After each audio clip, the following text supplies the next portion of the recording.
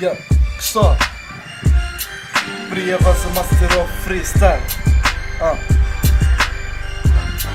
Freestyle dom omladine, ne znam koji datum. Dođite sa nama da pokidamo nastup. Biće cijela ekipa, biće prava pleja. Dođite i vi, banite do BG-a. Biće pravo zezanje oko ozvučenja. Valjda neće da me sjebu pa moram da menjam nešto novo, brate, ali tu su dobre nagrade, brate. Mora da se pombre, nešto, brate, novo. To je, brate, problem kada dođem, uzmem 20 soma, bit će tebi problem. I kada gajbi odem i vas ću, brate, poslati kući. Gledat ćete kod mene na nastavi. Pre neki dan ortak me iscimo, kaže na sviku jedan battle ima sinko. Zašto si i ti, brate, ne bi tu iscimo? Reku sam, dobra ideja, malo se isprimo.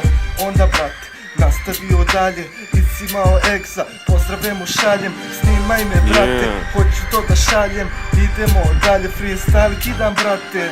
Svaki noći pijam, preko dana mamuran, pa se posle čudim što ti izgledam ko narkoman.